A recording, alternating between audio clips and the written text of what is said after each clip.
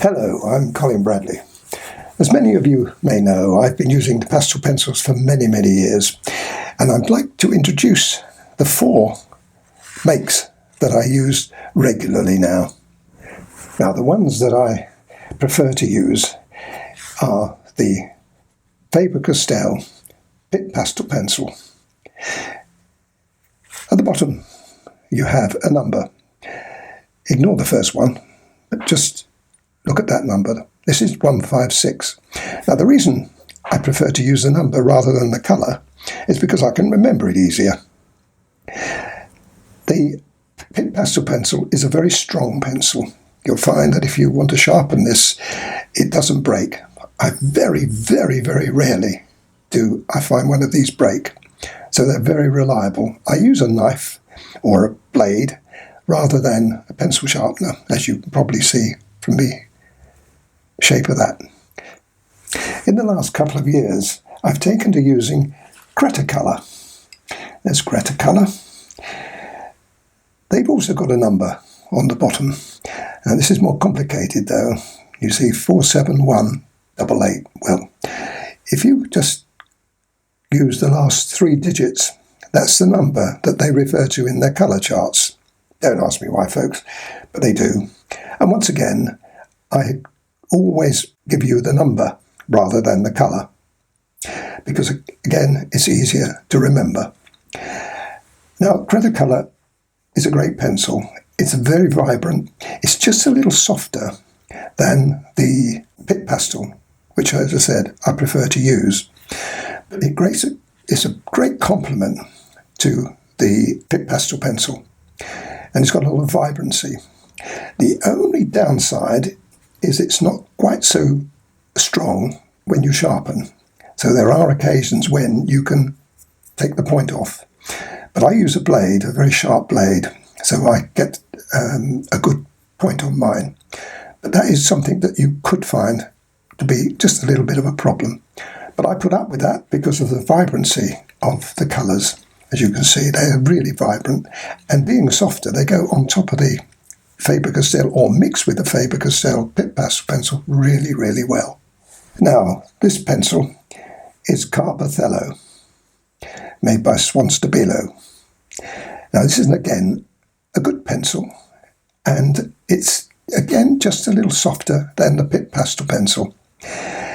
However, they are also prone to breaking, so you've got to be a little careful with them too. Once again, the number is not so easy to read, and you may not be able to see this, but there's a number at the bottom. This particular one is 645. Again, I prefer to use the number rather than the colour when I'm describing what I'm using.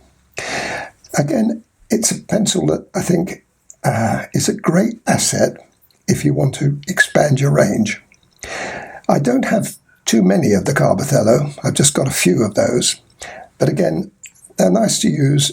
They're very soft. They go on top of the other 2 makes really well. And I wouldn't be without them now. But once again, as I said, they're not as good as either the Cretacolor or the Faber ones. My last pencil I'm going to show you is made by Derwent. Now, this is the pastel pencil, Derwent, but I'm not so keen on these. I've got some, and I do use them occasionally, but to be honest with you, they are prone to breaking again and chipping. And the other reason I don't like them quite so much is that they're a little chalky, and they don't mix quite so well with the others. You can use them, but I prefer not to use those when I can find another pencil that works better. So that's the only downside of them. I think they tend, as I said, to break. Now, you need something to work on. And what I'm using here, I'm showing you 3 different types of paper which I use regularly.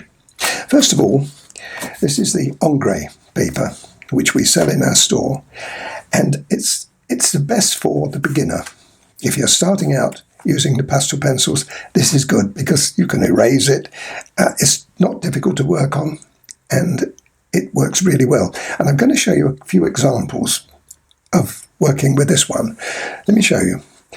This is typical of a picture which I've recently done using the ombre paper, and you can see how well it comes up. So that's the first one. The second one is this one, which is Canson. It's Canson Smooth, it's called. It's got a rough surface. It's a little more difficult to work with, but still it's successful. And I haven't done a lot of work on this one yet, but I know a lot of our students do use this, and very successfully. Let me show you a picture which I've done in it.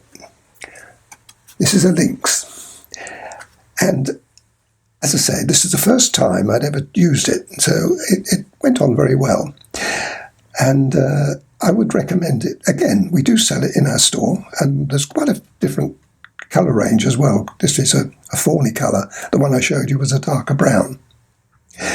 Now, the other pastel paper which we use and sell in our store is Pastel Mat. There's a colour chart for Pastel Mat.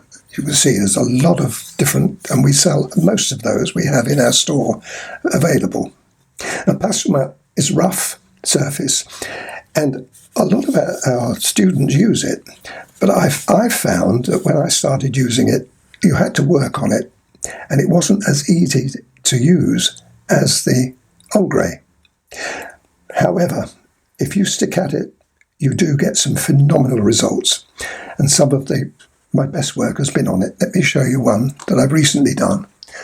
And that is a picture which is, as you can see, was done on the dark grey pastel mat. And I was particularly delighted with it. And you can see the vibrancy of that. Now, let's come back to the pencils for a minute.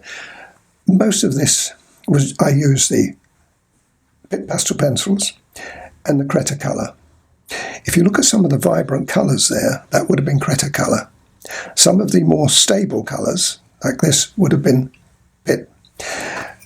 And I would use Carbothello, maybe for a little bit of brightness, if I wanted a bit of bright yellow. But they very much are an add-on rather than a stable one. So what we're using is Pitt there for the main structure, the Cretacolor for adding highlights and a little bit more vibrancy. The Carbothello is great if you want to just put some little soft touches in. For instance, if you use that yellow one and put a little bit of yellow in it, it really does jump out at you. What about these then, you say? Don't use them very much. I didn't use them on this, and it's very rare that I would. Occasionally I do. If I've got one particular colour which I want to use, then I'll use these, but I don't use them very much. Anyway, there's a few hints and tips for you. Show you the three pictures again that I used on 3 different papers. And I hope that this has been helpful to you, and that you'll give the pastel pencils a try.